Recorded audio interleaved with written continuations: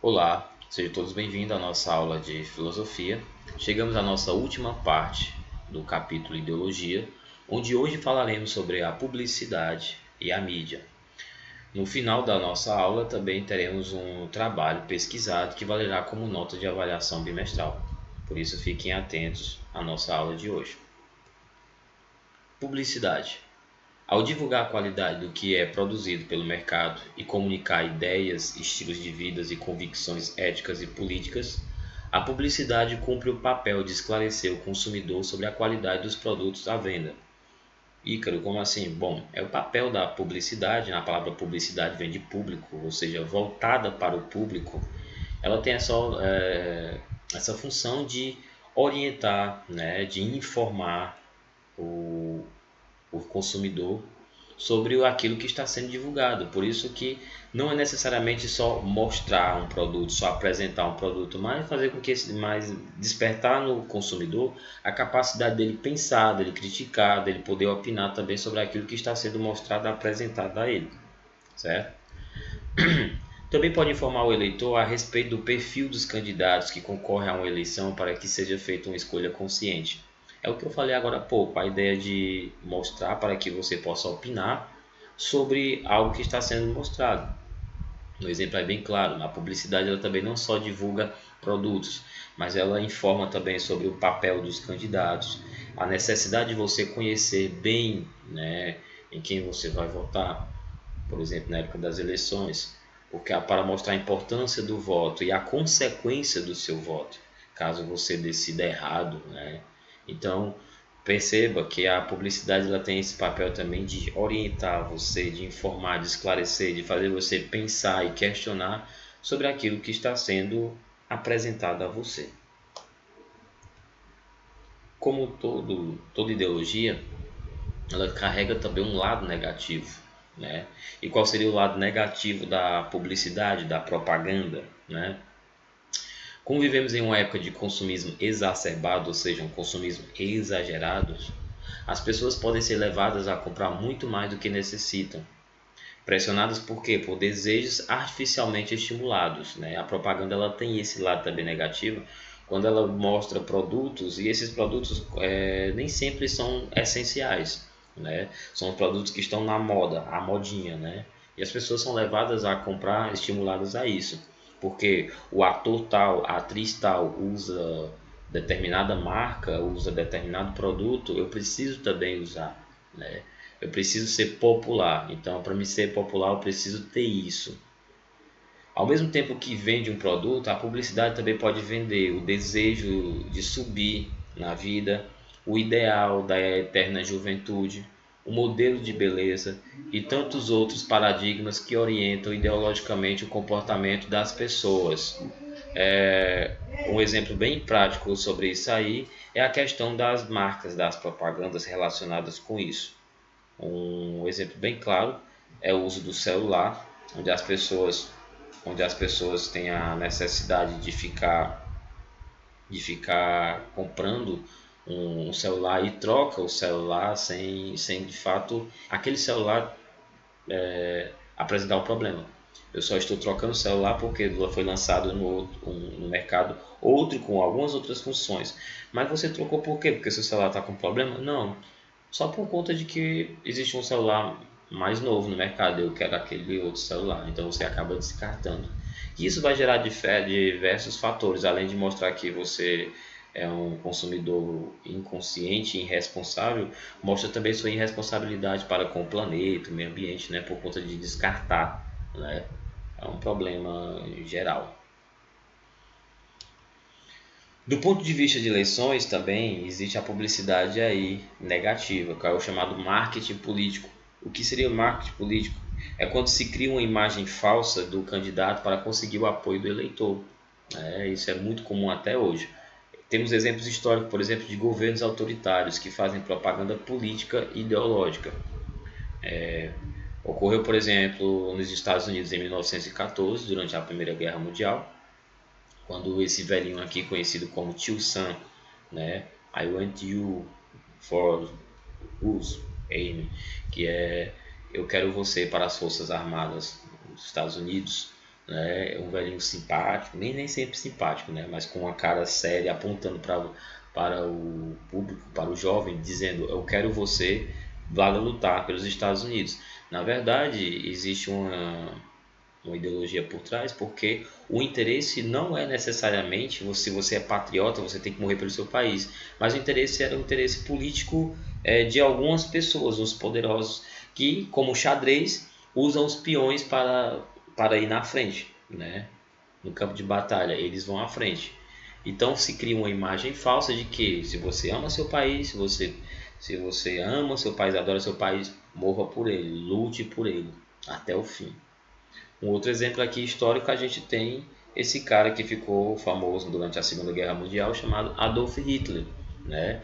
Que chegou com as ideias maravilhosas, ele tinha uma lábia perfeita e dizia que iria resgatar a honra da Alemanha, que tinha sido aniquilada, arrasada na Primeira Guerra Mundial.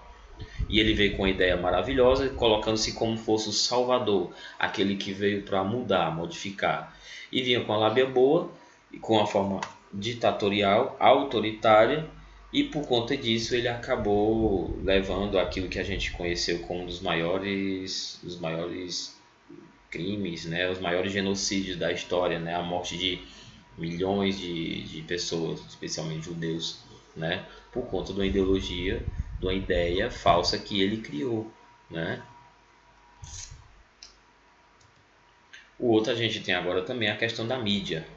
A divulgação de ideias é possível também pelos meios de comunicação de massa, como jornais, revistas, rádio, televisão e internet. Essa última aqui demais, né? Na web, além da troca de mensagens entre particulares, ou seja, além de redes sociais, essas que a gente tem como WhatsApp, a gente também dispõe de redes sociais a difusão de versões online de inúmeras publicações e de páginas pessoais, chamados blogs, que expressam as tendências ideológicas de seus autores, né? Hoje ficou muito famoso, que criou até a profissão agora YouTube Influencer, né? Uma profissão onde tem pessoas que ganham dinheiro com isso para divulgar marca, divulgar produto, né? Tiram fotos que fazem o chamado selfie, né? E criam tendências, sejam de roupa, ou então porque tiram foto dando determinada loja, criam uma imagem, um perfil. Nem sempre o que está sendo divulgado de fato é bom, ou nem sempre aquela pessoa famosa que está divulgando o produto de fato usa, né? Mas, como o nome diz, é uma pessoa famosa, como chama a atenção, está na mídia, né? Está fazendo sucesso, nada melhor do que chamar essa pessoa para divulgar o meu produto, mesmo que esse meu produto seja uma porcaria, não vale nada, né? E isso leva um pouco também à ideia da superficialidade das coisas, né? Que faz a gente querer comprar não porque precisamos, não porque queremos, compramos porque a modinha dita, porque a tendência dita. Esse é um dos principais problemas, certo? Existe informação não ideológica? É possível a gente viver num mundo sem ideologia, já que tudo praticamente tem ideologia? Sim, existe. Na informação ideológica, como você sabe, veicula interesse de grupos restritos e desse modo se transforma em instrumento de poder impedindo o pluralismo de ideias. Ou seja, a informação ideológica é sempre aquela que impede você de pensar, impede você de opinar, impede você de questionar, né? Discorde, desconfie de tudo que é colocado para você e todo mundo concorda e ninguém questiona ou não é permitido você questionar, né, discordar. Tem alguma coisa errada por aí. Já a informação não ideológica é aquela que é aberta à discussão e oferece espaço para o debate e divergência de opinião. Eu já vi, por exemplo, tem alguns telejornais, né, e na internet também, que eles mostram a notícia, aparentemente a notícia do jeito que é mesmo, e abre um campo, abre uma roda de discussão, onde as pessoas opinam sobre o que pensam. Algumas são a favor, outras são contra, mas é aberto para que as pessoas possam discutir. Isso é uma informação não ideológica. Por quê, professor? Porque informação não ideológica é aquela que abre espaço para você questionar, você pensar, certo? Você não é obrigado a concordar com o que todo mundo coloca. Assim como você também não tem o direito de forçar as pessoas a concordar com você. O bacana da sociedade é justamente isso. ter pensamento divergente e vivemos harmoniosamente.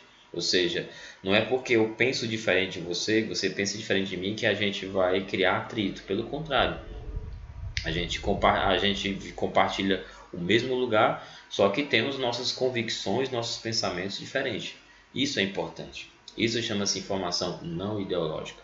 Ok?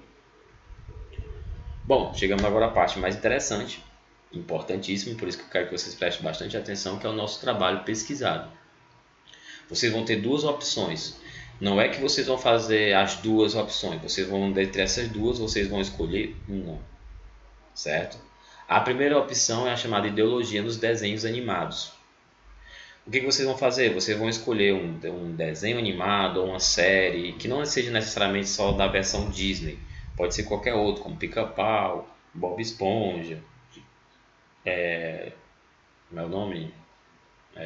Ben 10, sei lá, o que for. Eu quero que vocês escrevam um pouco mais ou menos, por exemplo, o que essa história conta, o que fala essa história, o que a história mostra. A história mostra um personagem tal, tal, tal, tal. Depois vocês vão olhar e vão escrever, depois de você analisar o desenho, vocês vão escrever qual a mensagem subliminar por trás desse desenho, né? O que esse desenho, que é aparentemente tão inocente, carrega por trás, né? O que ele esconde, ou o que ele não mostra tão claro, que não fica tão claro, né? Isso é a opção 1. A opção 2 é a ideologia na propaganda. Vocês vão escolher um slogan, ou seja, uma marca de produto, né? Aqui eu coloquei só algumas, mas tem muitas marcas de produtos. O que você vai fazer? Você vai escrever sobre a origem da marca, ou seja, você vai contar a origem desse produto, como foi que começou, né? Quem foi que criou e tal, uma breve história. E depois você vai colocar no outro parágrafo a mensagem por trás do produto, ou seja, qual a mensagem subliminar, o que essa marca envolve, qual a história macabra por trás dessa marca, se teve pacto, né? Se teve acordos sombrios, né? Se foi feito sacrifícios. Porque, por exemplo, algumas marcas aqui eu já ouvi falar que elas fazem sucesso, mas por trás desse sucesso tem uma historinha assim meio perturbadora, uma historinha meio pesada, meio macabra. Eu quero que vocês façam. A mesma coisa vai acontecer com o desenho. Você vai contar a história do desenho, ou seja, o que o desenho fala, como nós conhecemos esse desenho, na opção 1, né? Depois você vai falar da versão original, ou seja, de onde foi tirado esse desenho, qual a história original desse desenho e o que essa história realmente explica, né? Ou seja, o que está por trás dessa história, né? Ela conta a história de que foi baseado em fatos reais, aconteceu um caso assim, com quem foram as pessoas. Isso é a chamada ideologia por trás, né? É a mesma coisa eu quero que você faça na opção 2. Lembrando que você só vai escolher uma das duas, certo? Ok? E quando é para entregar isso, Ícaro? Até a próxima semana, até a próxima aula, ok? Até terça-feira da semana que vem, ok? Desde já, foi um prazer e até a nossa próxima aula.